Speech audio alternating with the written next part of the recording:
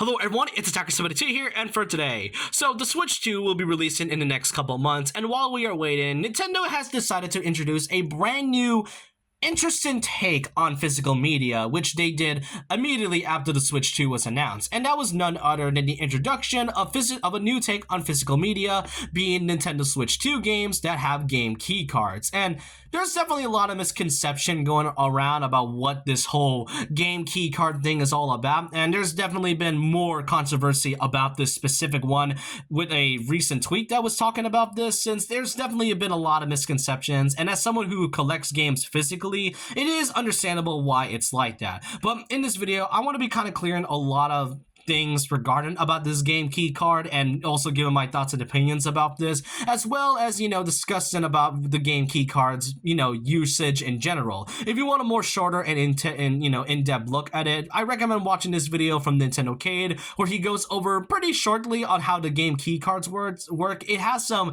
positivities while also having a bit of some negative effects, but to really put it simply, a Nintendo Switch game key card can go like this. It is simply a game that has a key card, and if you look at the front of the box, it'll have a specific code in order for you to kind of download it. And once you put it in your game, you have to download it via an internet connection. Just keep in mind that you have to have a good enough internet connection while also having a lot of storage, as it does have the game in it, but the game key card specifically for certain games does not have the fully complete game. So in a way, you technically don't own the game, despite the fact that it has its own cartridge. And then once you fully download the game, you'll be able to play the game the first time with internet connection, but then for the rest of it, you'll be able to play the game smoothly without any issues whatsoever. And it can also tie it into your own Nintendo account, so it'll be safe and sound from what I've been reading online. And what I could really say is that this is simply just an updated and much better version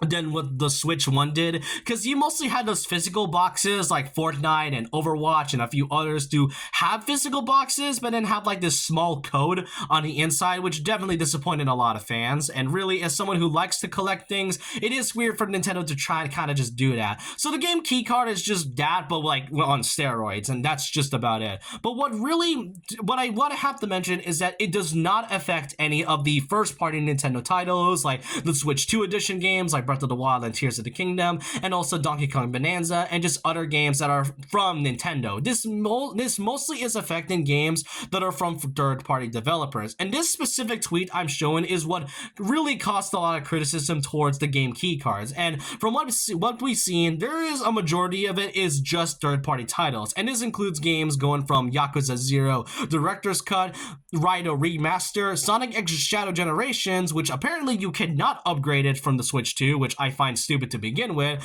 Then there's also Street Fighter 6 Years 1 and 2 Fighters Edition, pretty mouthful title, and Bravely Default Flying Fairy, which is a remaster, and that was also a 3DS game, so that's another case of criticism right there. And for some reason, Puyo Puyo Tetris 2S is getting a game key card too, even though it runs very well on the Switch, and presumably Elden Ring Tarnished Edition would likely get a game key card. It's not exactly clear or what it is, but otherwise it is definitely understandable as to why fans were a bit upset about this, because you technically don't own the game. Because I mean, how the heck do you have Cyberpunk 2077, a game that has a lot more gigabytes and was broken on launch way more on its day one launch day, yet somehow gets a Switch 2 title that runs very fine than games like Puyo Puyo or something like that. But otherwise, this is sort of how Switch 2 game cards work to begin with.